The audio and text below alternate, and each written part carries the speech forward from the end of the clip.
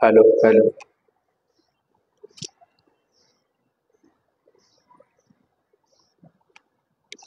নমস্কার। বঙ্গীয় সাহিত্য পরিষদের পক্ষ থেকে ডাক্তার দেবাশিস দে স্মারক বক্তৃতা আজ যে আয়োজন করা হয়েছিল তা আমরা শুরু করতে চলেছি। আমি আজকের অনুষ্ঠানের আলোচক, অনুষ্ঠানের মাননীয় সভাপতি এবং পরিষদ সম্পাদক, যিনি অনুষ্ঠানের শুরুতে স্বাগত ভাষণ দেবেন, তাদের মঞ্চে আহ্বানের পূর্বে আজকের যিনি আলোচক, প্রখ্যাত চিকিৎসক ডাক্তার শ্যামাশিস বন্দ্যোপাধ্যায়কে অনুরোধ করব যে ডাক্তার দেবাশিসদের নামাঙ্কিত আজকের স্মারক বক্তৃতা, সেই ডাক্তার দেবাশিসদের প্রতিকৃতিতে মাল্যদান করবার জন্য।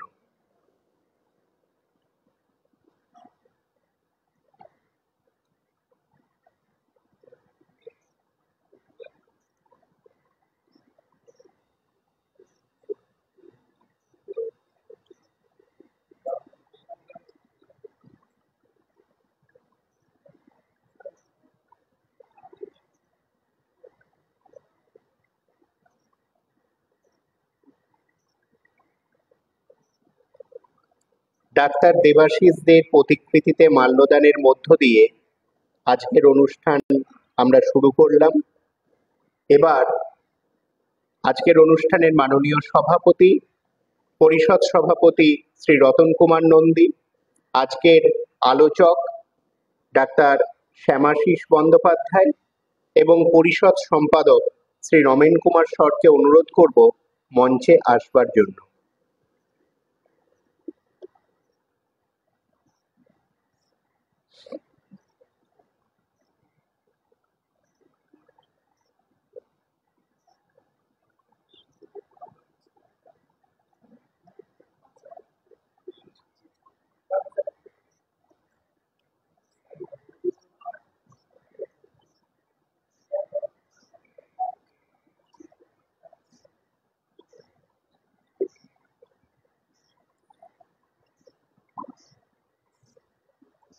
আমরা অনুষ্ঠানের শুরুতেই আজকের মাননীয় আলোচক ডাক্তার শ্যামাশিস বন্দ্যোপাধ্যায়কে পরিষদের পক্ষ থেকে বরণ করে নেব।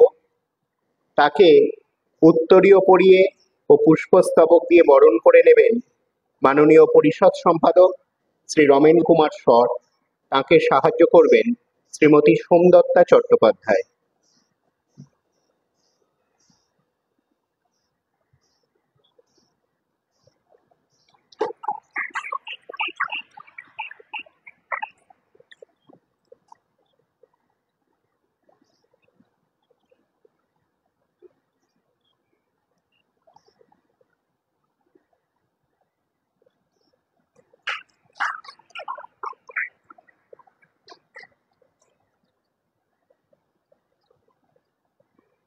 আপনারা জানেন আমাদের বেশ কিছু স্মারক বক্তৃতা আছে যাদের নামে এই বক্তৃতা, তাদের নামাঙ্কিত পদকও সেদিনের আলোচককে আমরা দিয়ে থাকি।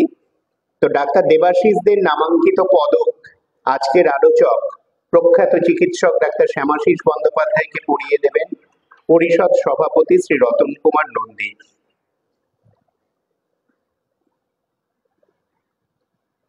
এবার স্বাগত ভাষণ দেবেন পরিষদ সম্পাদক শ্রী রমেন কুমার শর।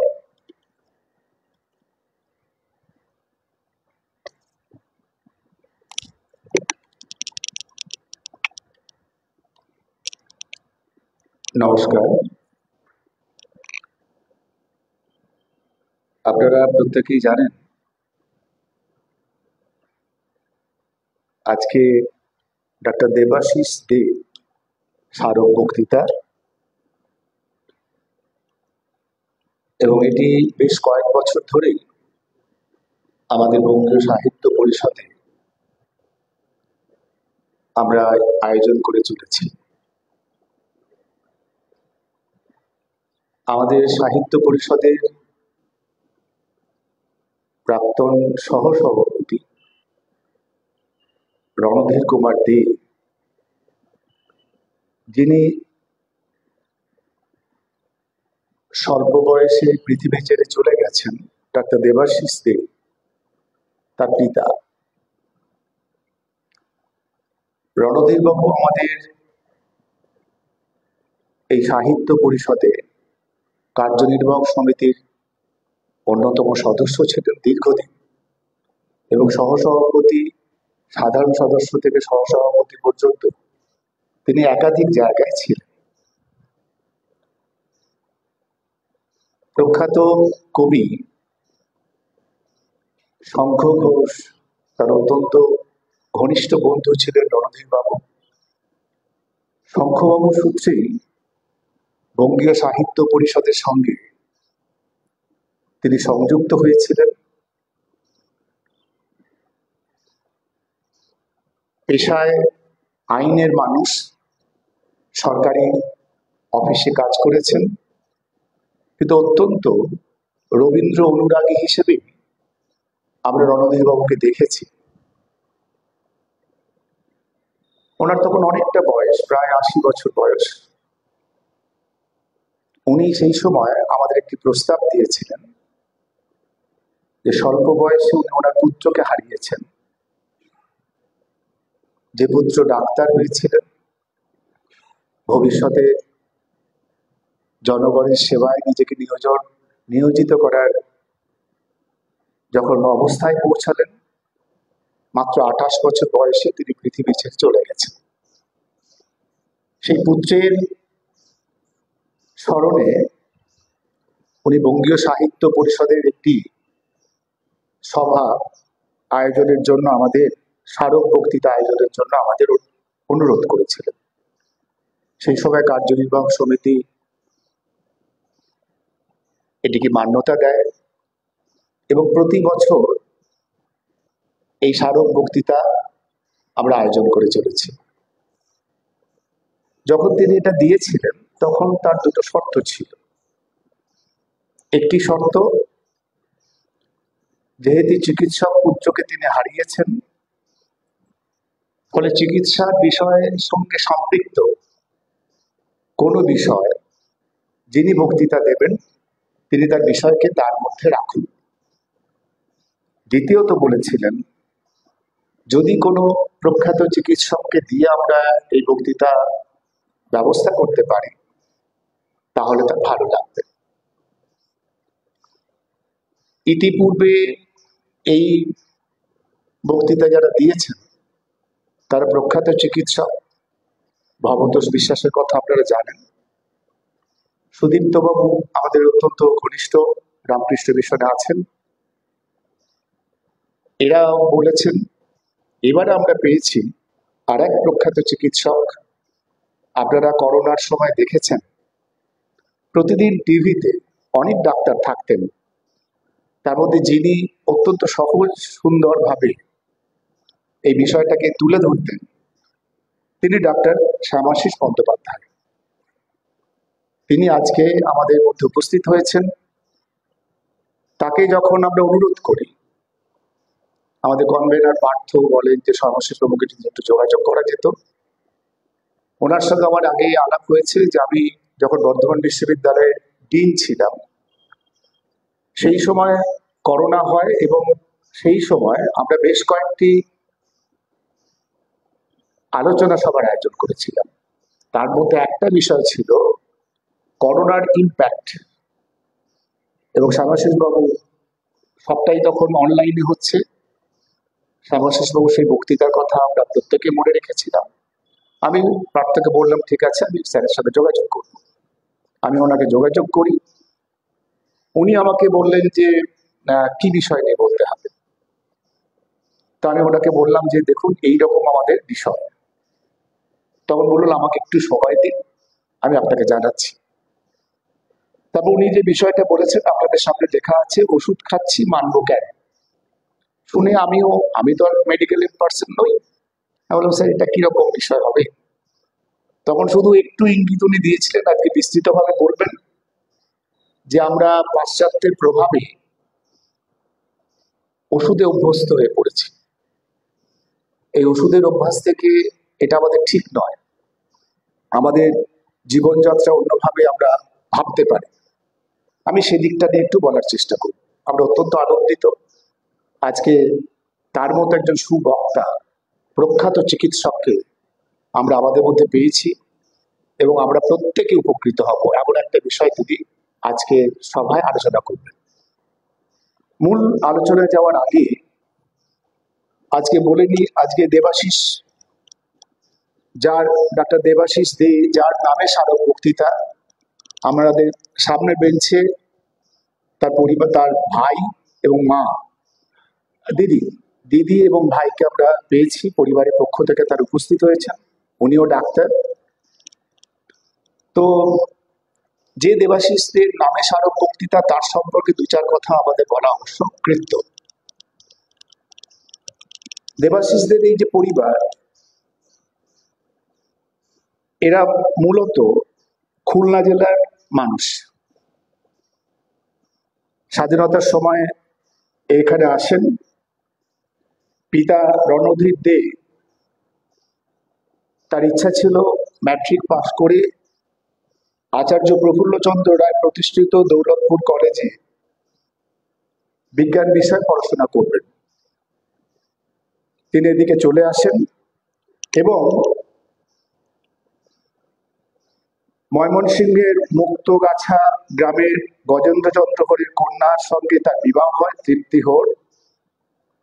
তাদের প্রথম সন্তান দেবাশিস দে, যার নিয়ে আজকে আমাদের এই আলোচনা সভা, তিনি জন্মগ্রহণ করেন 1957 11ই শ্রাবণ। এই দেবাশিস দে, যার ডাক্তার হিসেবে পরিচয়, আজকে এই কথা হচ্ছিলেন দুই ডাক্তারবাবুর সঙ্গে সম্পাদক কক্ষে, আমি পাশে বসে একটু শুনছিলাম। প্রথম থেকে ডাক্তার হলেও তার মূল একটা আগ্রহের জায়গা ছিল কিন্তু সাহিত্য চর্চা। 1963-তে নিউ আলিপুরে এক ইংরেজি মাধ্যম স্কুলে তার পড়াশোনার সূত্রপাত এবং সেখানে যখন চতুর্থ শ্রেণীর তিনি ছাত্র, দুটি নাটকের অভিনয় করেছিলেন। বাচ্চা ছেলে, ভূতের মুখে রাম নাম, সবুজ মানুষ। বুঝতেই পারছেন, ক্লাস 4-এ পড়া একজন ছাত্র যখনও ডাক্তার হবেন কিনা ঠিক নেই, কিন্তু তার সাহিত্য সংস্কৃতি চর্চার প্রতি তার মনোনিবেশ ছিল। তিনি যখন ক্লাস 6-এ পড়েন তখন স্কুল থেকে এসোনা বলে একটি পত্রিকা বেরোত। এই পত্রিকার পাতায় তার প্রথম কবিতা দুঃখী ভিক্ষুক। ক্লাস 6-এর ছেলে প্রথম কবিতা লিখছেন স্কুলের পত্রিকার পাতায়। এরপর একাধিক প্রবন্ধ, ভ্রমণ কাহিনী, রম্যরচনা এই এসোনা পত্রিকার পাতায় কিন্তু প্রকাশিত হয়েছে। পরে যখন কলেজে আসেন, জয়েন্ট এন্ট্রান্স দিয়েছেন, ইতিমধ্যে জয়েন্টের রেজাল্ট বেরোয়নি, তিনি প্রেসিডেন্সি কলেজে ভর্তি হন। সময়টা 1974, প্রেসিডেন্সি কলেজের ছাত্র। পরে জয়েন্টে চান্স পান এবং আরজিকর মেডিকেল কলেজে ভর্তি হয়ে চলে আসেন। এবং প্রেসিডেন্সি থেকে আরজিকরে যখন আসছেন, পুরনো বন্ধুদের ছেড়ে আসার যে বিষণ্ণতা বোধ, তা নিয়েও কিন্তু সাহিত্যের জন্ম হয়েছিল। এমন একজন মানুষ নিজেকে যখন ডাক্তারি পড়ছেন, ডাক্তারি পাশ করলেন, নিজেকে ব্যস্ত রাখার জন্য ভেলোরের বিখ্যাত খ্রিস্টান মেডিকেল কলেজে কন্টিনিউইং মেডিকেল এডুকেশনের পোস্টাল ছাত্র হয়ে তিনি চর্চা চালাতে লাগলেন এবং প্রায় 94.9% পেয়ে তিনি ডাক্তারি পরীক্ষা উত্তীর্ণ হয়েছিলেন। ডাক্তার হওয়ার পরে চাকরির চেষ্টা যখন করছেন, সৈন্যবাহিনীর ক্যাপ্টেনের মেডিকেল অফিসার পদে তিনি অ্যাপ্লিকেশন করেন, লিখিত পরীক্ষায় পাশ করেন। তারপরে আপনারা জানেন, ডাক্তারি পরে তাকে ডাক্তারি টেস্ট দিতে হয়। সেই টেস্ট অতিক্রম করে আর তিনি চাকরিতে যোগদানের সুযোগ পাননি। এরকম একজন ডাক্তার কালান্তক রোগে আক্রান্ত হন।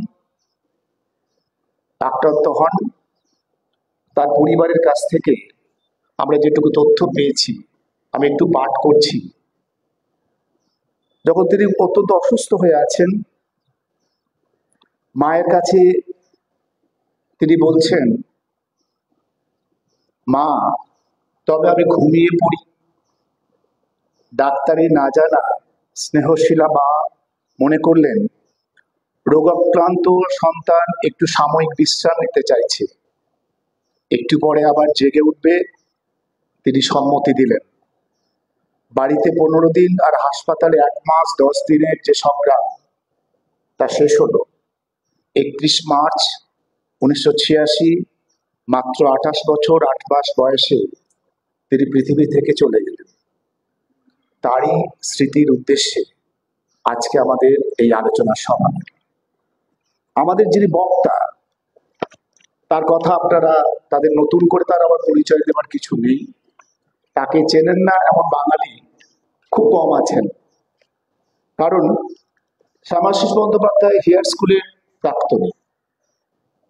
কলকাতা মেডিকেল কলেজের থেকে তিনি MBBS করেন। গান্ধী মেডিকেল কলেজ ভোপাল থেকে তার MD। ইংল্যান্ডে কার্ডিগার বিস্টনে তার কাজ।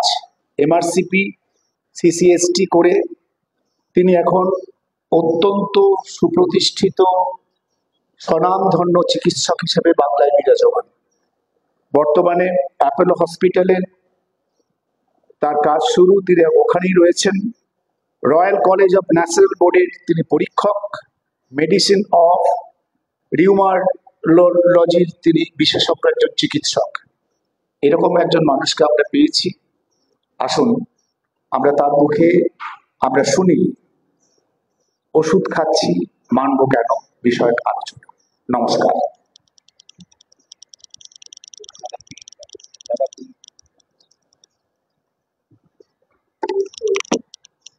হ্যালো, স্বাগত ভাষণের পর এবার আজকের মূল আলোচনা। আমি প্রখ্যাত চিকিৎসক ডাক্তার শ্যামাশিস বন্দ্যোপাধ্যায়কে অনুরোধ করব তার আলোচনা শুরু করবার জন্য।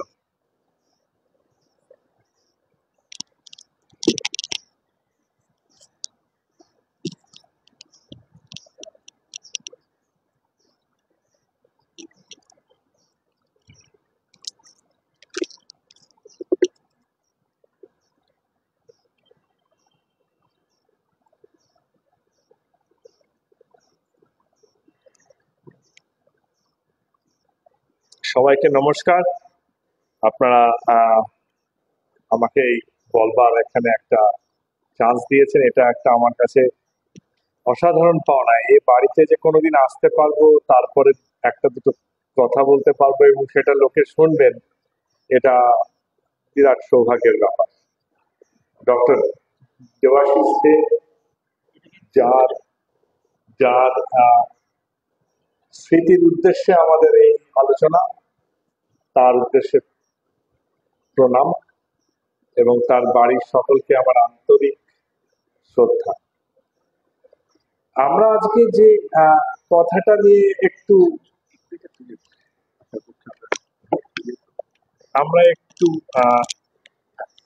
গল্পর মতন আলোচনা করব বলে ভেবে রেখেছি, সেটা হচ্ছে যে স্বাস্থ্যই বা কি, ওষুধের সেখানে তো একটা বিশাল মাহাত্ম্য আছে, সেটাই বা কি, আর কতটাই বা এই স্বাস্থ্য, ওষুধ, চিকিৎসা, এটার সাথে মানুষ হিসাবে আমাদের প্রত্যেকটার সংযোগটাই বা কি। এবার ওষুধ খাই আমরা সবাই, স্বাস্থ্য পাবো, স্বাস্থ্য রক্ষা হবে, স্বাস্থ্য ভালো হবে এই আশা। স্বাস্থ্য খারাপ হবে এই আশাতে কেউ তো আমরা ওষুধ খাই না, বা কোনো ডাক্তারবাবু সেই আশাতে ওষুধ লেখেন না। ভুল হয়তো হয়, ওষুধ হয়তো ঠিক মতো কাজ করে না, সেগুলো সবই সত্যি, কিন্তু পেছনের আশা বা ইচ্ছেটা কিন্তু ইজ পজিটিভ, ভালো হবে, সু হবে। WHO ওয়ার্ল্ড হেলথ অর্গানাইজেশন স্বাস্থ্যর ব্যাখ্যা দিতে গিয়ে বা ডেফিনেশন, যেটা আমাদের 3rd ইয়ার ডাক্তারিতে পড়ানো হয়, তাতে ডব্লিউএইচও বলছেন যে স্বাস্থ্য মানে একটা complete physical, mental and social wellbeing, মানে শরীর, মন এবং সমাজ এই সবটারই একটা ভালো হওয়া, wellbeing, and not merely absence of disease or infirmity. মানে শুধু রোগ সেরে গেছে তাহলেই আমার স্বাস্থ্য হয়ে গেছে এটা নয়। শরীর, মন এবং সমাজের ওয়েলবিংটাই স্বাস্থ্য। এটা করোনার সময় আমরা খুব চোখে আঙুল দিয়ে সবাই দেখতে পেয়েছি যে আমি সুস্থ আজকের জন্য, কালকেই আমার হবে, বিকজ আমার পাশের বাড়িতে হয়েছে, আমার বাড়িতে হয়েছে, আমার বন্ধু বান্ধবের হয়েছে, আমি ছাড় পাবো কোথায়। এবার এই যে স্বাস্থ্য, আমাদের চিন্তাধারায় ডাক্তার বাবুরা এই স্বাস্থ্যের কর্ণধার বলতে পারেন, তাদের হাতেই স্বাস্থ্য। আমি এটা একটু এক্সপ্যান্ড করে বলতে পারি যে ডাক্তারবাবুদের সাথে স্বাস্থ্যকর্মী যারা আছেন, নার্স, টেকনিশিয়ান, ওয়ার্ড বয়, যে স্বাস্থ্য পরিষেবার সাথে যুক্ত যে মানুষগুলি, তারা সংযুক্তভাবে স্বাস্থ্য পরিষেবার কর্ণধার। আমাদের স্বাস্থ্য তাদেরই হাতে। ডাক্তারবাবু ভুল করবেন, হাসপাতাল ভুল করবে, নার্স ওষুধ দেবে না, ওয়ার্ড বয় ঠিক মতো পরিষ্কার করবে না, টেকনিশিয়ান ভুল রেজাল্ট দেবে, আলটিমেটলি আমার স্বাস্থ্য যাবে। এবং ডব্লিউএইচওর মত অনুযায়ী আমার স্বাস্থ্য শুধু যাবে না, আমার ওয়েলবিং, সোশ্যাল ওয়েলবিং সবই নষ্ট হবে। তো ডাক্তারবাবুরা এর একটা কর্ণধার। এবার কথা হচ্ছে যে ডাক্তারবাবুর কথা তাহলে আমি কি শুনি? আমি মানসিকভাবে ডাক্তারবাবুকে একটা হাই পোস্ট দিয়েছি। ওয়েস্টার্ন ওয়ার্ল্ডে অনেক জায়গাতে হাই চেয়ার বলে একটা কনসেপ্ট আছে, যে একটা উচ্চাসন যেটা আমরা বলি। তো আমরা ডাক্তারবাবুদের একটা উচ্চাসন দিয়ে রেখেছি, হাই চেয়ার। তো তাদের কথা কি আমরা শুনি, মান্য করি? না, আমরা সেটুকুই মান্য করি বা করতে চাই বা আমাদের করানো হয় যেটা আমরা মনে করি আমরা করব, আমাদের জন্য সেটা করতে কোনো অসুবিধা হবে না।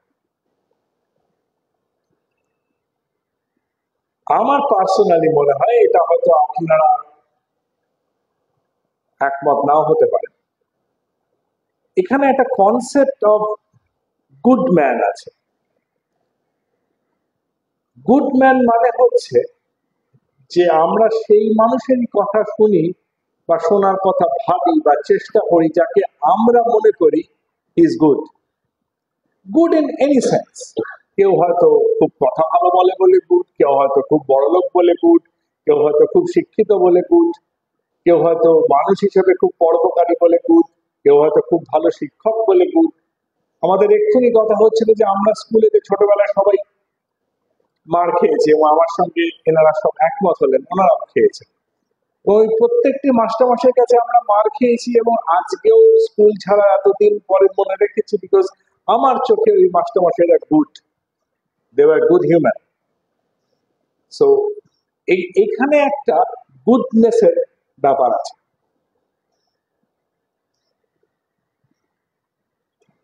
এবার ডাক্তারবাবু from his goodness, nurses from their goodness, technicians from their goodness, যে ভালো কাজটা করছেন আমাদের জন্য, আমার জন্য, আপনার জন্য, আমরা কি পেশেন্ট হিসাবে তার দাম দিচ্ছি?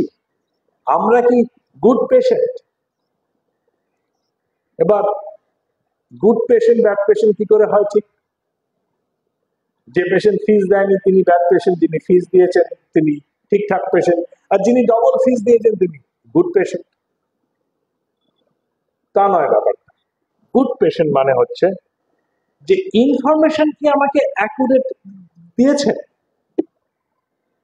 Very important. একটা চিকিৎসা ব্যবস্থা থেকে যদি আমাদের কিছু সঠিক পেতে হয়, তাহলে ইনফরমেশনটা অ্যাকুরেট দেওয়া হয়েছে কিনা, এটা এক্সট্রিমলি ইম্পর্টেন্ট। আমার ইনস্ট্রাকশন কি শুনছেন? আমাকে বলা হয়েছিল ফাস্টিং সুগারটা করার জন্য 12 ঘন্টা না খেয়ে আসবে, আমি হাসপাতালে এসে একটু খেয়ে দিয়ে তারপরে এসে বললাম না আমি ফাস্টিং আছি, ব্লাড সুগারটা নেই।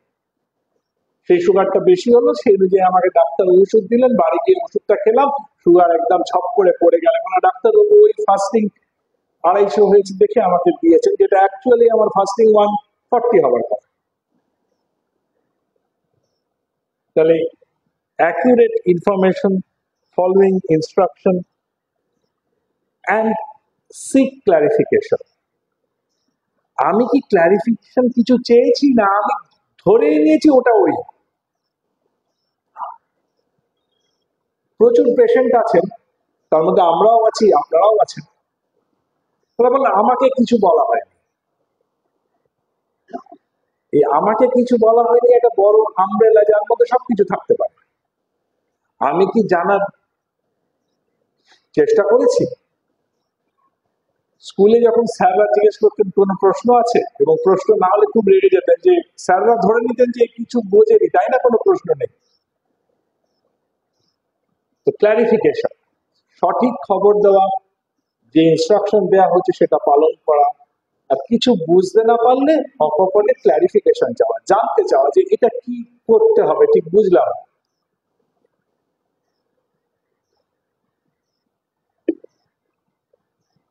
এবার এই যে একটা ট্রায়াড বলুন, বা এটাকে আপনারা যেভাবেই দেখুন না কেন, এই ব্যাপারটা একসাথে মিশলে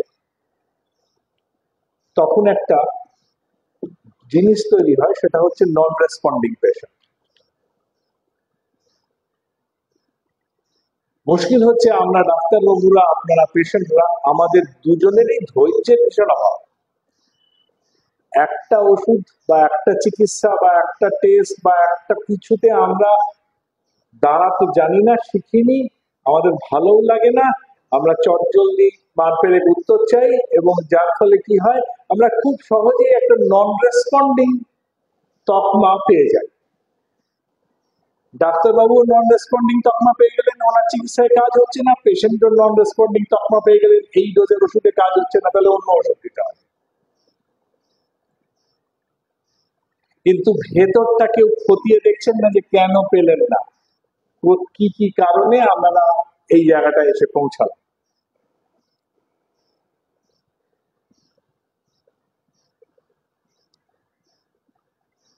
বৈষ্ণবদের একটা এমনি একটা কথা আছে, গুরু কৃষ্ণ বৈষ্ণব তিনে দয়া হলো, একের দয়া বিনে জীব ছাড়ে খাড়ে গেল। মানে হলো, আমাদের এই পার্সপেক্টিভে গুরু মানে শাস্ত্র, ডাক্তারি বই, মোটা মোটা বই, আজকাল ইন্টারনেটে যে কোনো একটা আপনি যদি সার্চ মারেন, যদি একটু দেখে শুনে মারেন, ধরুন গুগল স্কলার বা এরকম একটা কোথাও মারেন, তাহলে আপনি 10,000টা আর্টিকেল সঙ্গে সঙ্গে পেয়ে যাবেন। কৃষ্ণ ডাক্তারবাবু, তিনি তো আমাদের সাথেই আছেন, ভেতরেই আছেন, সবসময় ট্রাই করছেন যেন আমার ওষুধে পেশেন্ট ভালো হয়। কোনো ডাক্তার, কোনো উকিল কখনো ট্রাই করবে না যে আমার ওষুধে, আমার বিষেতে এই ভদ্রলোকটি হেরে যান, কোর্টে এনার ফাঁসি হোক, এই ডাক্তার চেষ্টা করবে না এই পেশেন্টটি মারা যান।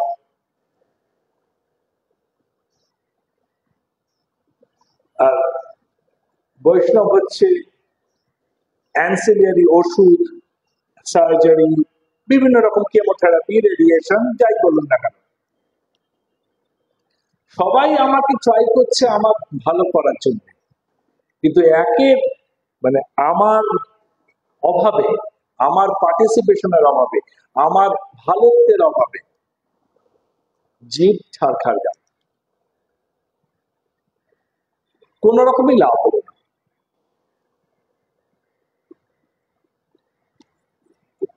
এবার তাহলে ভাববো যে আচ্ছা, তাহলে এই যে আমি বলছি আপনাদের, আপনারা শুনছেন যে সবাই কমপ্লায়েন্সের একটা অভাব, আমি যা বলছি শুনছেন না, আমাকে ভুলভাল ইনফরমেশন দিচ্ছেন, আমার কাছে কিছু জানতে চাইছেন না, তাহলে এই নিয়ে কাজ কি হচ্ছে? এটা তো একটা অ্যাপিয়ার্স টু বি একটা সাংঘাতিক ব্যাপার। সবকিছু হচ্ছে কিন্তু কিছুই হচ্ছে না।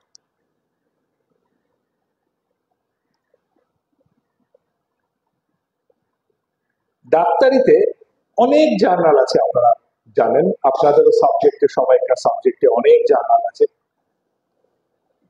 জামা বলে একটা রিজনেবলি বড় জার্নাল আছে, journal of American medical association, জামা তার শর্ট ফর্ম। জামাতে একটা এই নিয়ে প্রচুর কাজ হয়েছে এবং আর্টিকেল বেরিয়েছে যে পেশেন্টের এই যে কমপ্লায়েন্স, কথা শুনছে না, এটার মূল সমস্যাটা হচ্ছে ল্যাক অফ কোঅপারেশন। জামা বলছে যে পেশেন্টের cooperation is equivalent to compliance.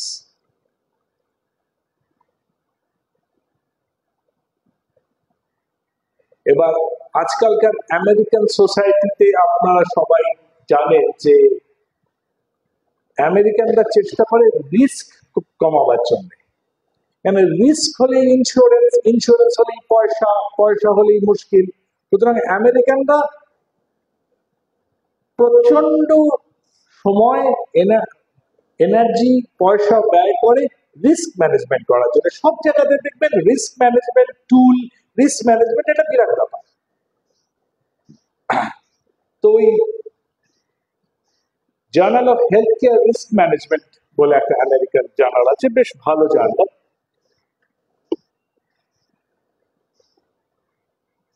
তাতে বলছে যে এই কমপ্লায়েন্স, কোঅপারেশন, এই ব্যাপারটা বাড়াবার জন্য কি দরকার, সেটা হচ্ছে কমিউনিকেশন অ্যান্ড ক্লিনিক্যাল এফেক্টিভনেস। মানে ডাক্তারবাবু বা সিস্টেম যদি পেশেন্টকে বোঝাতে পারি, কমিউনিকেট করতে পারে যে হ্যাঁ এইটা আপনার জন্য এই কারণে দরকার,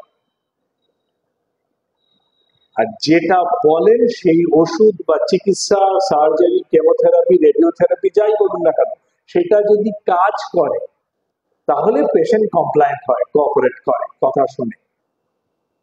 এটা আমেরিকান জার্নাল অফ রিস্ক ম্যানেজমেন্টের একটা রেনল্ডস বলে একজন নামকরা ভদ্রলোক এই লাইনে, তার একটা পেপার থেকে বললাম। তাহলে বক্তব্যটা কি হলো? আমাদের যে আজকে আমাদের যে টপিকটা, যে ওষুধ খাচ্ছি মানবো কেন, সেখানে আমাদের এটা কোথায় এর সামঞ্জস্যতা বা এর লিঙ্কটা কোথায়, একটা একটা করে ধরে সাধারণ সাধারণ অসুখ ভাবেই, তাহলে আমরা সবাই সেটাকে বুঝতে পারব। ধরুন ডায়াবেটিস, সুগার। আমাদের দেশটা এখন সুগার বা টাইপ 2 ডায়াবেটিসের স্বর্গরাজ্য বলতে পারে।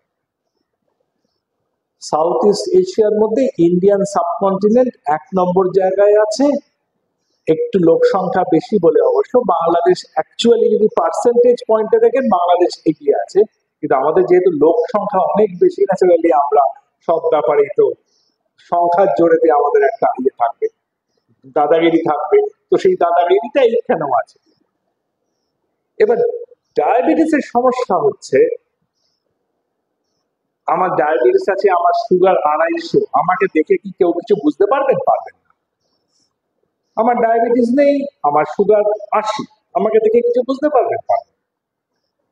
ওভারলি ডায়াবেটিস আছে কি নেই দেখে বোঝা যায় না, চোখের চশমা নয় যে দূর থেকে বুঝবেন যে চার চোখে।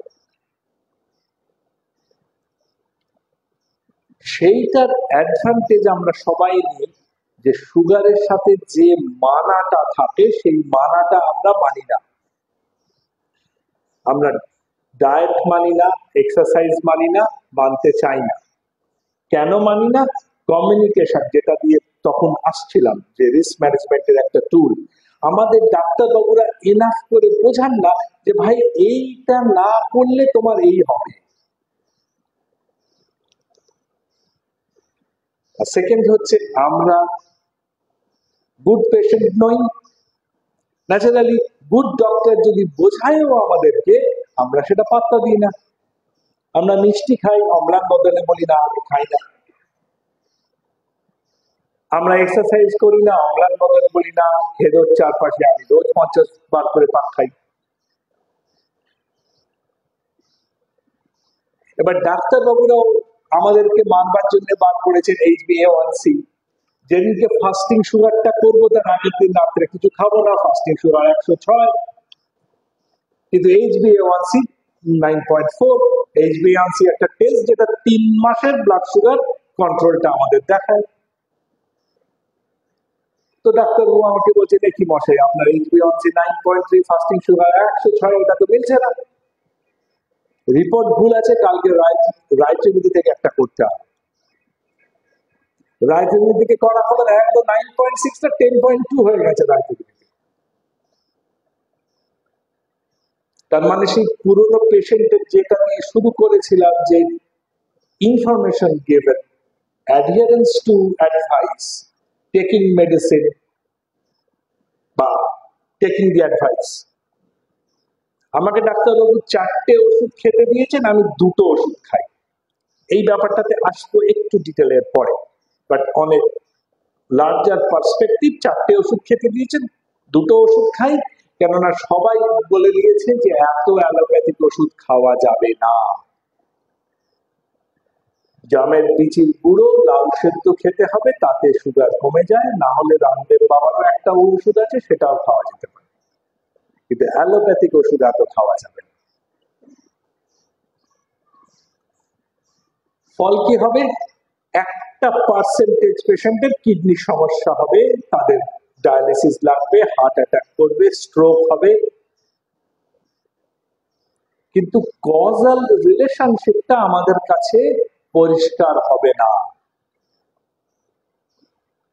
বাইক অ্যাক্সিডেন্টে যখন মানুষ আহত বা নিহত হন, আমরা কি কেউ কখনো জিজ্ঞেস করি, আচ্ছা উনি কি মদ্যপান করে বাইক চালাচ্ছিলেন? ওনার কি মাথায় হেলমেট ছিল? ঠিক সেমনি যখন আমার স্ট্রোক হবে, হার্ট অ্যাটাক করবে, ডায়ালিসিস হবে, আমি কি একবারও ভাববো যে আমি ওই ডাক্তারবাবুর কথা 10 বছর আগে শুনিনি বলে আজকে আমি প্রাইসটা পে করছি? সত্যি যদি বলেন, ওই দেবাশিস দে ডাক্তারবাবুর উদ্দেশ্যে আমাদের যদি শ্রদ্ধা জানাবার একটা রাস্তা থাকে, তাহলে এইটা একটা রাস্তা, যে আমার স্বাস্থ্য আমি একটু কেয়ারফুলি দেখবো। WHO কিন্তু একদম পরিষ্কার বলে দিয়েছে যে স্বাস্থ্য আমার সাথে কিন্তু সোসাইটির স্বাস্থ্যেরও যোগ আছে। আমি আজকে যে কাজটা করি সেই চেয়ারে যদি না যেতে পারি, তাহলে আরেকটা মানুষ যে কাজের জন্য সেই চেয়ারটির কাছে এলেন, সে পরিষেবাটা পেলেন না, এবং তার ওই পরিষেবাটা না পাওয়ার জন্য আরেকটি লোকের হয়তো জেলই হয়ে গেল। ইট ডিপেন্ডস, হয়তো মারা গেল, হয়তো ব্যাংকে বিশাল লস হয়ে গেল, কিছু একটা ক্ষতি হলো। কেন WHO এই কথাটা এনেছে যে আমার স্বাস্থ্যের সঙ্গে সোসাইটির স্বাস্থ্যের যোগ রয়েছে? বিকজ আমি যদি ইনফার্ম হই, আমি যদি অসুস্থ হই, তাহলে কিন্তু তার র্যামিফিকেশন সোসাইটিতে পড়বে, বিকজ আমি সোসাইটির বাইরে নই। আমি হয়তো আমার বাড়িতে দরজা ছিটকিনি দিয়ে শুয়ে থাকি, সেটা ঠিক আছে, কিন্তু আমি সোসাইটির বাইরে নই। এবার এরকম সুগারের এই এক্সাম্পল ধরুন, অ্যাজমা বা সিওপিডি, ক্রনিক ব্রঙ্কাইটিস, যারা ইনহেলার নেন না, স্মোক করে, প্রচন্ড ধুলোতে তাকে কাজ করতে হয়, বিকজ তার কাজটাই তাই। এটা মাস্ক করে কাজ করতে পারেন, সেটা করেন না, কষ্ট হয় বলে।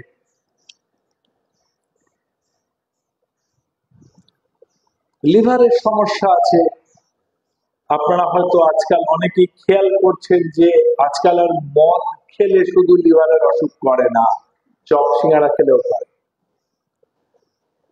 ভাজা খেলেও করে, প্রচুর ভাত খেলেও করে, ইনফ্যাক্ট প্রচুর ফ্রাক্টোজ কন্টেনিং ফ্রুট খেলেও করে। যদি খুব তরমুজ খান তাহলেও করতে পারে, তরমুজে খুব ফ্রাক্টোজ আছে, আঙুরে খুব ফ্রাক্টোজ আছে, আমে অতটা নেই। মানে আমি কিন্তু আমের বিজ্ঞাপন করার জন্য এটা বললাম না, আমি জাস্ট আপনাদের জানাবার জন্য বললাম যে কিছু কিছু ফল অন্য ফলের থেকে আলাদা। সমস্ত ফলে কিন্তু ফল এই ক্যাটেগরিতে থাকলেও তাদেরও একটা ভাগ আছে।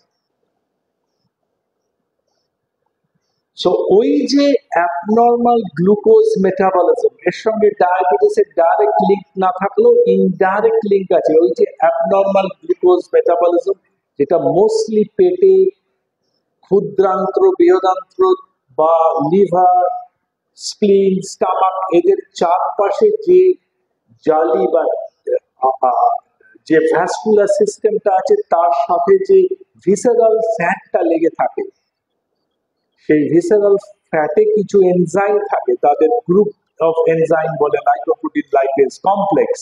সেই লাইপোপ্রোটিন লাইপেজ কমপ্লেক্স ওই ফ্রাক্টোজকে ডিভাইড করে প্রচুর গ্লুকোজ তৈরি করে, সেটা লিভারে গিয়ে গ্লাইকোজেন হয়, এবং সেটা আবার কিছু কিছু বায়োকেমিক্যাল পাথওয়ে আছে, অ্যাসিটাইল কোয়ে পাথওয়ে দিয়ে গিয়ে আবার কোলেস্টেরল তৈরি করে, অ্যাপোএ তৈরি করে। সেগুলো কিন্তু আলটিমেটলি লিভারের fibrosis, fatty liver, fibrosis, cirrhosis এদিকে নিয়ে যায়। এবার আমার সুগার আছে, ফ্যাটি লিভার আছে, এবার আমি তার উপরে বেশ খুব দামি সিঙ্গেল মল্ট মদ খাই। এটা একটা বিশাল চলতি কনসেপ্ট আছে যে আমি খুব দামি মদ খাই, তো আমার অসুখ, মদ জনিত অসুখ করতেই পারে না। এটা একদম ভুল ধারণা। লিভার কিন্তু পয়সার ট্যাগটা দেখে বিচার করে না। লিভার ওই C2H5OH দেখে করে বিচার, যেটা অ্যালকোহলের রাসায়নিক ইয়েটা। এবার C2H5OH এর সোর্স যাই হোক না কেন, লিভার ওইভাবেই ওটাকে বিচার করবে। সুতরাং দামি খাচ্ছেন কি অদামি খাচ্ছেন, সেটা আপনার মাথা, সেরিব্রাম, আপনার জিভ, এইসব নিয়ে, চোখ, এইসব নিয়ে ভাবতে পারেন। ইন্দ্রিয় গ্রাহ্য ব্যাপার ওগুলো, লিভার ইন্দ্রিয়ের মধ্যে পড়ে না।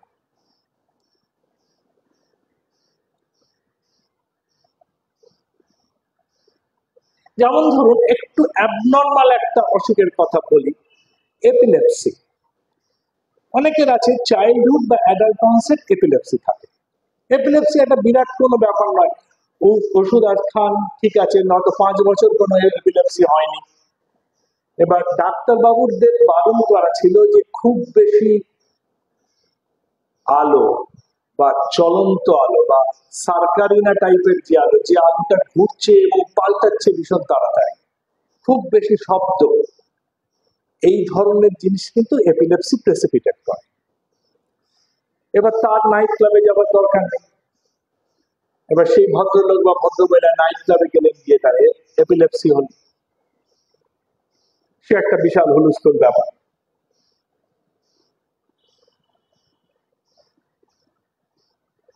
আমি যেহেতু রিউমাটোলজি করি, আমার কাছে অনেকেই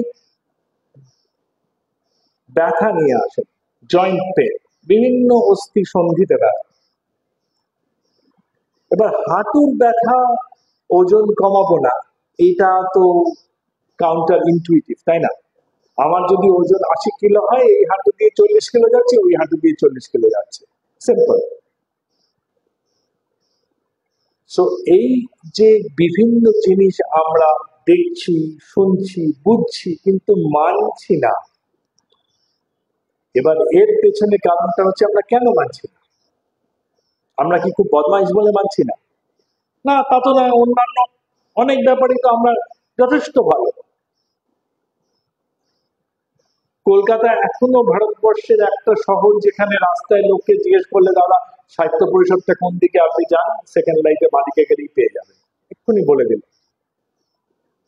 তো এখানে তো মানুষ খারাপ না।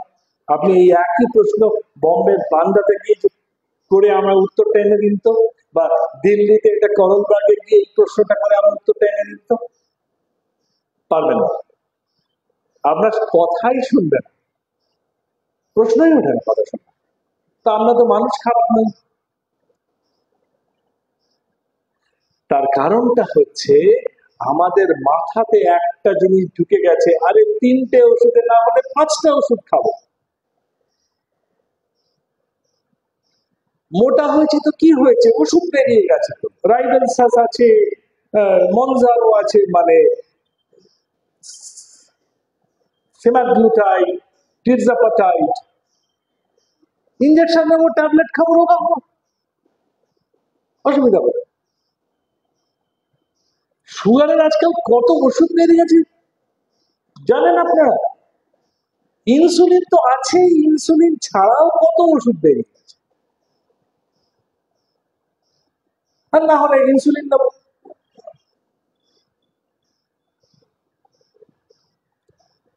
অ্যাজমার কত ইনহেলার বেরিয়ে গেছে, আবার একটা সার্জারিও বেরিয়েছে যেটা অ্যাজমাটিকদের ইনহেলারের ইনটেক কমিয়ে দেয়, তাকে বলে ভলিউম রিডাকশন সার্জারি। লাংসে মানে রেসিডুয়াল ভলিউমটাকে কমিয়ে দেয় লাংসে।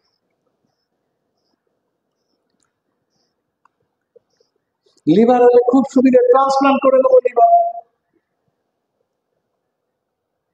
তাহলে এই যে চিন্তাধারাতে একটা ফাস্ট মেজরিটি অফ লোক কিন্তু এই অসুখটাতে ভুগছে, এবং এই অসুখটা আস্তে আস্তে আস্তে আস্তে আমাদের মধ্যে প্ল্যান্ট করে দেওয়া হয়েছে।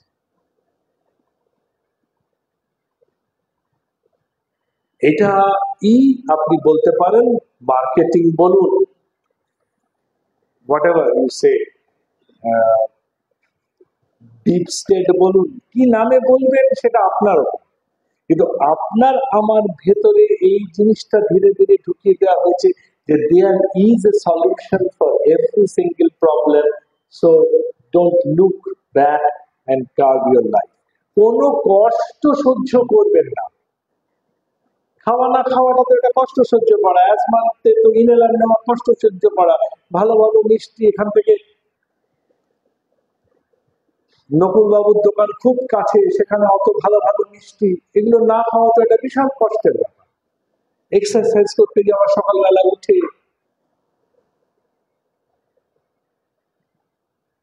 সুতরাং এই যে কষ্ট করব না, ফলটা পেয়ে যাব, because there is something to fall back on. এটারও কিন্তু একটা সমস্যা আছে, যেটা হয়তো কেউ কেউ অলরেডি ফিল করেছেন, ভুগেছেন, ভবিষ্যতে ডেফিনেটলি ফিল করবেন এবং ভুগবেন। একটা দাঁড়ির দরকার আছে, আমার কন্ট্রিবিউশন দরকার আছে। আমি কোনো এসআইপি করব না, শুধু এসডব্লিউপি করব, মানে সিস্টেমেটিক ইনভেস্টমেন্ট প্ল্যানতে আমি নেই, কিন্তু সিস্টেমেটিক উইথড্রয়াল প্ল্যানে আমি আছি। আমাদের সবাইকারই এখন মনের বাসনাটা তাই, যার ফলে আমরা ডাক্তারবাবুদের কোনো কথা শুনি না, ওষুধ খাচ্ছি, আবার কি আছে, চারটের জায়গায় একটা খাচ্ছি না। আর সবাই আমরা জানি ডাক্তার মানেই চোর। ডাক্তারবাবুদের সঙ্গে ফার্মাসিউটিক্যাল কোম্পানির একটা বিশাল সংযোগ আছে, একটা ওষুধ লেখা মানে বাড়িতে মিনিমাম 500 টাকা পৌঁছাবে। সুতরাং ন্যাচারালি আমি চারটে কিনে 4 × 500 2000 পৌঁছবে, অ্যাটলিস্ট 500 যার 1500 বাঁচুক।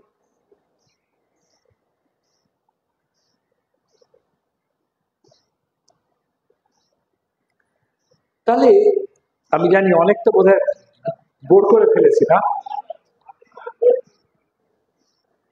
একটা কনসেপ্ট আছে, তাকে বলে কনকর্ডেন্স। কনকর্ডেন্স মানে হচ্ছে যে এক ধরনের পেশেন্ট আছে যারা সাবসার্ভিয়েন্ট অ্যাপ্রোচে থাকে, ডাক্তারবাবু যা বলবেন তাই করব, নার্স যা বলবেন তাই করব, টেকনিশিয়ান যা বলবেন তাই করব। আরেক ধরনের আছে পেশেন্ট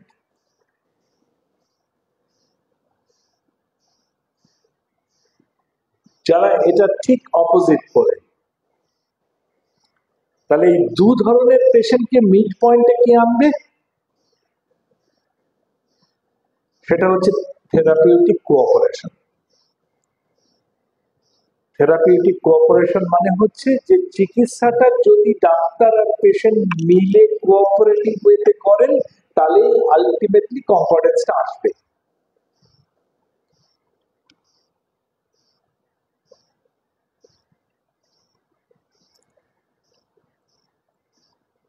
মনে রাখতে হবে, সেই সমস্ত অসুখ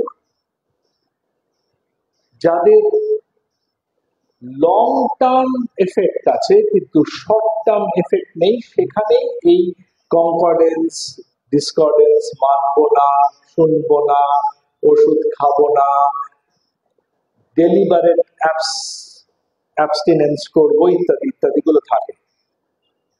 যে সমস্ত অসুখ ইমিডিয়েট অ্যাকশন না নিলে, হার্ট অ্যাটাক হয়ে গেছে, তখন যদি আপনাকে কেউ বলে এই ওষুধটা খাও বা অ্যাঞ্জিওটা করাও, প্লাস্টিকটা করাও, খুব বেশি লোক সেটাতে ইয়ে করে। বা কারণ ম্যালিগন্যান্সি চিকিৎসা যদি বলে যে কেমোথেরাপি নিতে হবে, রেডিওথেরাপি নিতে হবে, লোকে কিন্তু অতটা ইয়ে করে না। মানে 5টা কেমো করতে বলেছে, 3টে করলেন, আর 2টো করলেন না, যদি না কোনো মেডিকেল কারণ থাকে, যিনি নিতে পারছেন না, কেমোথেরাপি, রেডিওথেরাপি সাইড এফেক্ট হয়েছে, সেটা কমপ্লিটলি অন্য ডাইমেনশন হয়ে গেল। বাট পেশেন্ট ইচ্ছা করে করছেন না, মানবো কেন ডাক্তারের কথা, এটা হয় না, because the outcome is over.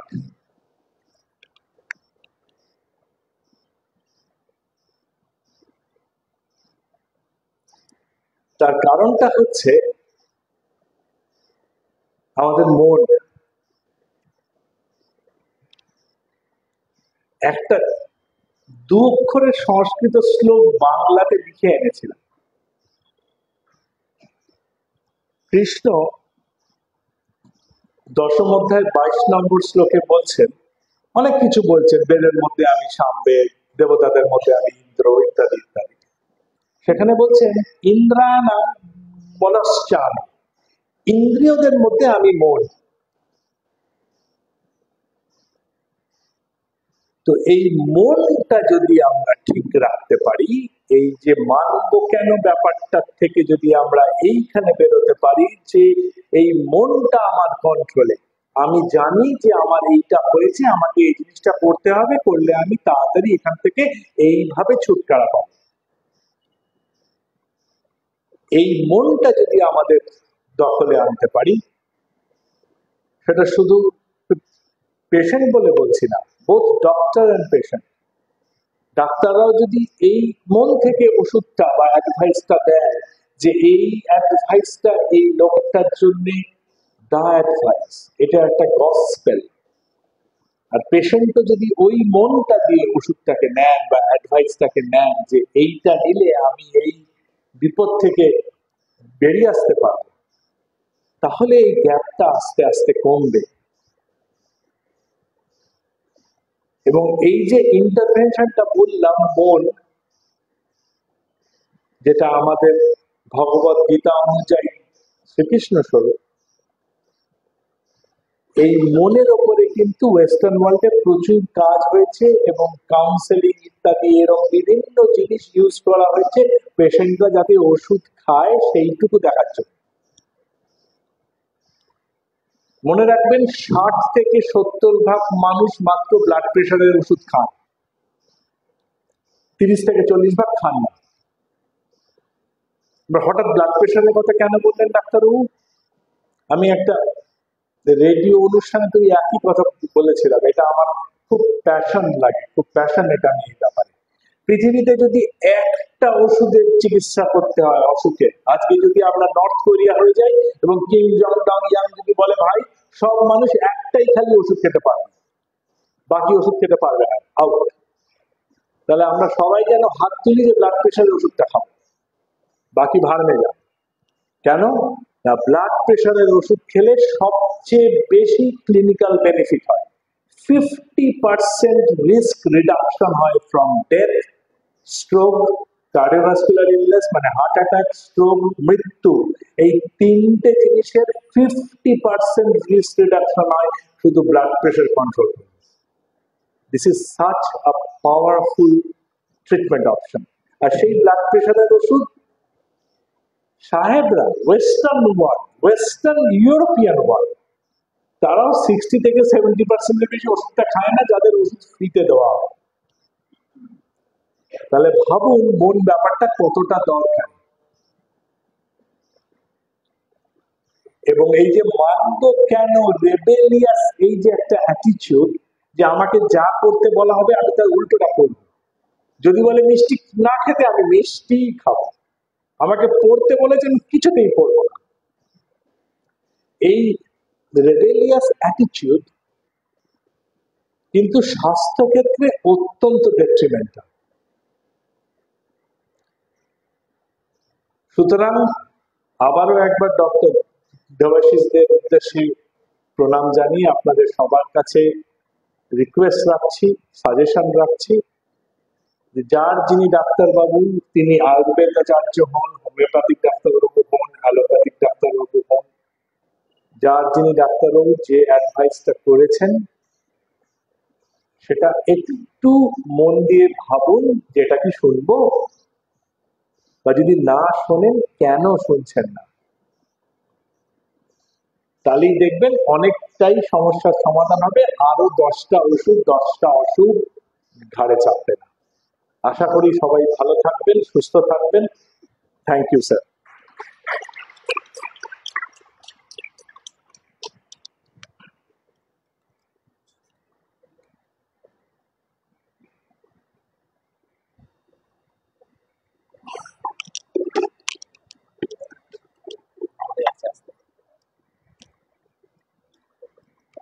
Doctor Debashis, doctor Shyamashis বন্দ্যোপাধ্যায়কে অসংখ্য ধন্যবাদ। আমরা মুগ্ধ হয়ে তার কথা শুনছিলাম এতক্ষণ। এবার আজকের অনুষ্ঠানের সভাপতি, মাননীয় পরিষদ সভাপতি শ্রী রতন কুমার নন্দী।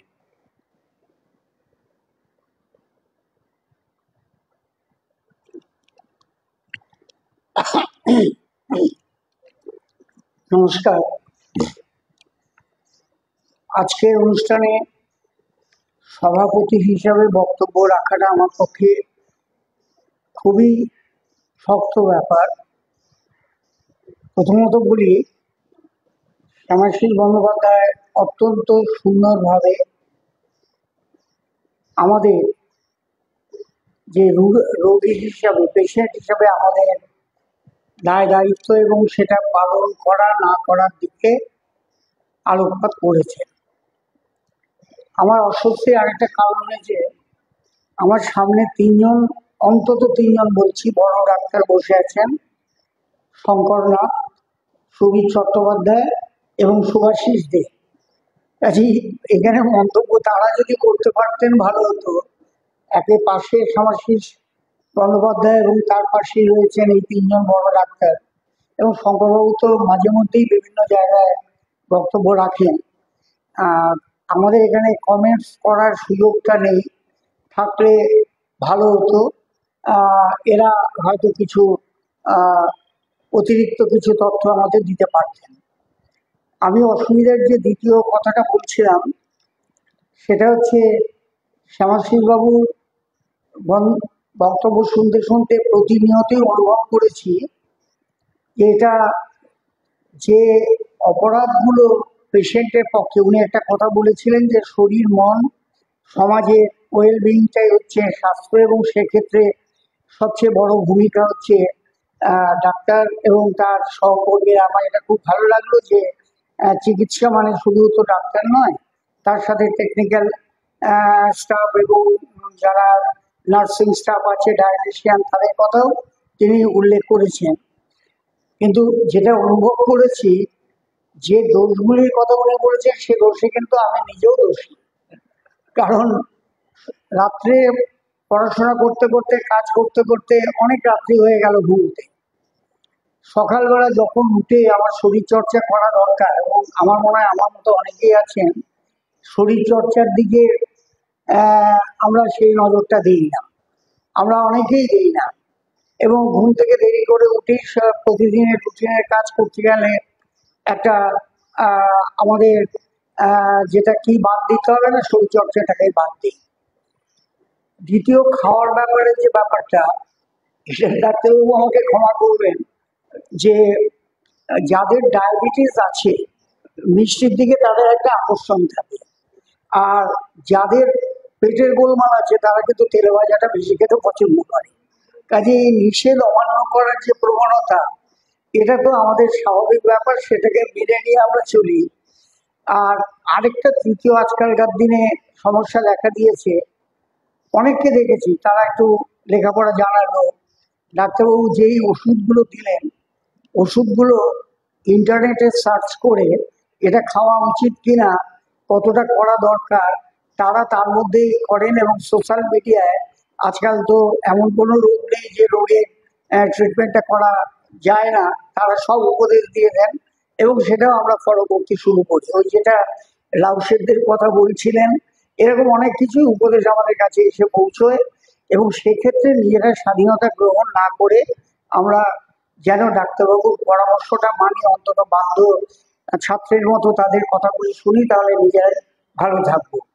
আমার যথেষ্ট বয়স হয়েছে, এই বয়সে অনেকেই আমাদের ছেড়ে চলে যান, সমবয়সী ছোটরাও চলে গেছেন এবং আমি যে সুস্থ হয়ে এখানে দাঁড়িয়ে বক্তব্য রাখছি এটার জন্য নিঃসন্দেহে ডাক্তারবাবুদের এবং ওষুধের ব্যাপার আছে। আমি প্রথম ভেবেছিলাম যে হয়তো ওষুধ খাবো কেন বলার মধ্যে একটা জিনিস যুক্ত হবে, সেটা হচ্ছে ওষুধের যথার্থতা, অর্থাৎ জাল ভেজাল ওষুধ না ভালো ওষুধ। তাহলে ভেজাল ওষুধ খেয়ে তো আমার কোনো কাজ নেই, কিন্তু ডাক্তারবাবু দেখলাম আমাদের দায়িত্ব, আমাদের যেটা কর্তব্য সেটা বুঝিয়ে দিয়েছেন। আমি মেডিকেল সায়েন্স সম্বন্ধে কিছু আর বলতে যাচ্ছি না, আমি চেষ্টা করব ওনার উপদেশ পালন করতে।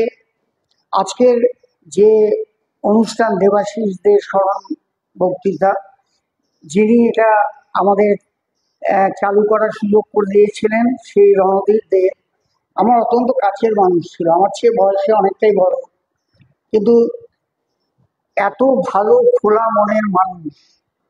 এবং আমার সম্পাদক মশাই আগেই দেবাশিস দে সম্পর্কে এবং রণদীপ বাবু সম্পর্কেও বলেছেন।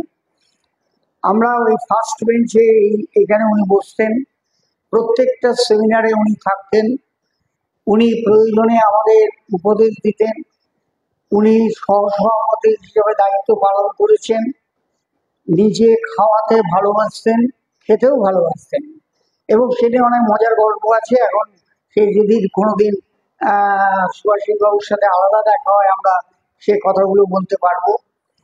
এবং সবচেয়ে মজার ব্যাপার হচ্ছে, একটা ঘটনা বলি, শঙ্করবাবুর সঙ্গে আমাদের প্রায়, আমি সম্পাদক হিসাবে এবং রমেশ্বর তখন প্রকাশনা অধ্যক্ষ, আমাদের প্রায় যেতে হতো। এখন শঙ্করবাবুর কাছে অ্যাপয়েন্টমেন্ট নেওয়াটা একটা মুশকিল, আর যারা কাছ থেকে দেখেছেন জানেন যে শঙ্করবাবু খুব আস্তে কথা বলতেন, যে কথাগুলো আমরা শুনতে ঠিক মতো পারতাম না। তা রণদীপদার গুণটা ছিল উনি আইনটা জানতেন, আমরা আইনি বিষয় ইংরেজিতে কিছু ড্রাফট হলে সেটাকে কারেকশন করা, তিনি কবিতা লিখছেন, তিনি ভ্রমণ কাহিনী লিখছেন, সাহিত্য পরিষদের যে গ্রন্থে তিনি লিখছেন, পত্রিকায় লিখছেন এবং কবিতা লিখে সেই কবিতাগুলো শঙ্করবাবুকেও জানাতে হবে। এইবার ডেটটা আমাদের কবে কখন মিট করতে যাব দরকার, আমি আর রমেন বললাম, রণদীপদা বললেন আমি গেলাম, সকালবেলা গিয়ে সম্পাদক ঘুমাচ্ছেন, ডেকে তুললাম, ওঠো কয়েকটা কবিতা তোমাকে শোনাবো। শঙ্করবাবু বললেন তুই পরে এসো। বললেন আমি আর যাইনি, ঘরে চুপচাপ বসে আছি। কয়েক ঘন্টা কাটার পরে শঙ্করদা বেরিয়ে এসে দেখেন আমি বসে আছি। সে কি ব্যাপার, তুমি যাওনি? আমি কবিতা পড়ে যাচ্ছি, উনিও শুনছেন, মন্তব্য করছেন। এবং আমাদের যে অ্যাপয়েন্টমেন্টগুলো করার জন্য আমরা ওই রণদীপদার শরণাপন্ন হতাম, আমরা সন্ধ্যের সময় যেতাম এবং শঙ্করবাবু অত্যন্ত পার্টিকুলার ছিলেন, এই সময় জ্ঞান ছিল তার। তিনি আসছেন, এগিয়ে এসে আমাদের ঘরে নিয়ে যেতেন, ভালো খাওয়াতেন। শঙ্করবাবুর বাড়িতে গিয়েছে কেউ খাননি এমন খবর পাওয়া যাবে না। তারপর গেট পর্যন্ত আমাদের এগিয়ে দিয়ে আসতেন, আমরা রণদীপদাকে ধন্যবাদ জানিয়ে আমরা ফিরে আসতাম। আমরা যখন নিমাই চট্টোপাধ্যায়, আমাদের একটা ফান্ড আছে 125 বছরের স্মারকগ্রন্থ, যখন আমাদের আমি সম্পাদকের দায়িত্ব হিসাবে পালন করছি, তখন কাকে দিয়ে লেখাবো? শঙ্করবাবুকে তো বলা যায় না, ওরা সম্বন্ধে জানেন বেশি। আমরা ধরলাম রণদীপ বাবুকে। রণদীপদা বললেন আমি তো খুব বেশি জানি না, আমি যেসব তথ্য আপনাকে দিচ্ছি আপনি গিয়ে বিরক্ত করুন শঙ্করবাবুকে। এবং সত্যি একটা অত্যন্ত মূল্যবান লেখার, কোথায় গোলমাল আছে না আছে জানিয়েছেন। আজকের দিনে আমার অত্যন্ত মনে পড়ছে রণদীপদার কথা, দাদা বলেই রাখতাম। এবং তিনি মানুষ হিসেবে ভালো মানুষ, পিতা হিসাবেও সফল, দুটি ছেলেকেই ডাক্তার বানিয়েছেন। আমি মাঝে মধ্যে বলতাম যে রণদীপদা এই অনুষ্ঠানটা করতে গেলে আপনি সেদিন থাকেন, বলে কি করা যাবে, যেটা ঘটার ঘটেছে, তবু তো সবার মুখে তার কথা শুনতে পাচ্ছি। আমি রণদীপদাকে আবার উনি আরো নানাভাবেও সাহিত্য পরিষদকে সাহায্য করেছেন, আমি সম্মান জানাচ্ছি। আমি দেবাশিস বাবুর সঙ্গে আমার পরিচয় হয়নি, আমার চেয়ে কিছু ছোট হবেন বয়সে, কিন্তু থাকলে অত্যন্ত কৃতি মানুষ হতেন। আমরা আজকে সেই মানুষটির প্রতি শ্রদ্ধা জানাতে পারছি, সেই সঙ্গে তার বাবার প্রতিও শ্রদ্ধা জ্ঞাপন করছি। এবং আপনারা যারা আজকে এসে এই অনুষ্ঠান সফল করতে চেষ্টা করেছেন, আমাদের আসার সময় শ্যামাশীবাবু বলছিলেন এত হার্ডলি করলে লোকজন হবে, তাহলে আমরা হবে দেখুন না। তারপরে শ্যামাশীবাবু তো সম্পাদক বলেছেনই, তার পরিচয় প্রচুর। টেলিভিশনে যারা খবর দেখেন, অন্যান্য তথ্য দেখেন, শ্যামাশীবাবু মুখটা চেনেন না এমন লোক খুঁজে পাওয়া যাবে না। কাজেই আপনারা পরিষদ প্রেমী হিসেবে উপস্থিত হয়েছেন এবং ডাক্তারবাবুর বক্তব্য শুনে আমার মতো আপনারাও উপকৃত হয়েছেন, এটাই মনে করে আমি আমার বক্তব্য শেষ করছি। এরপরও কিছু আনুষ্ঠানিকতা আছে, অনুগ্রহ করে কয়েক মিনিট আপনারা বসবেন।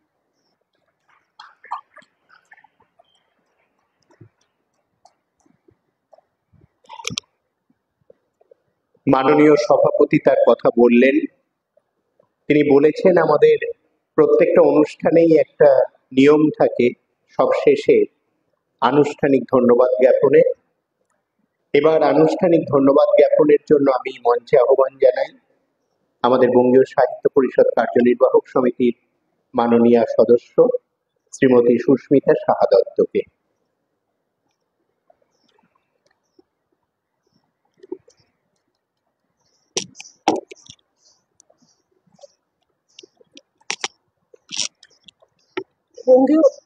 বঙ্গীয় সাহিত্য পরিষদ আয়োজিত দেবাশিসদের স্মারক বক্তৃতার মঞ্চে উপবিষ্ট পরিষদের সভাপতি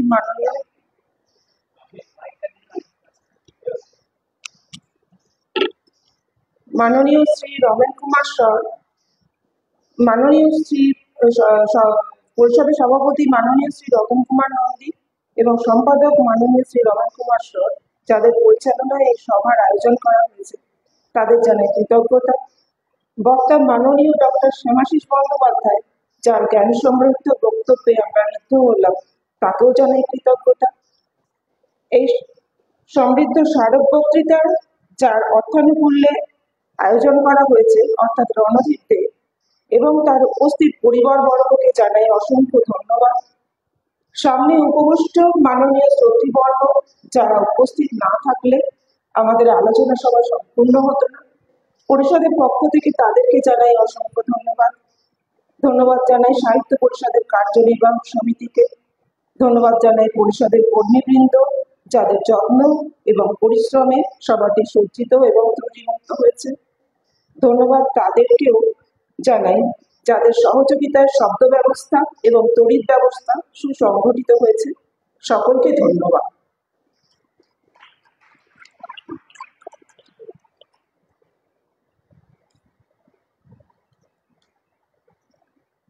আজকের সভা এখানে শেষ হচ্ছে। প্রত্যেককে নমস্কার।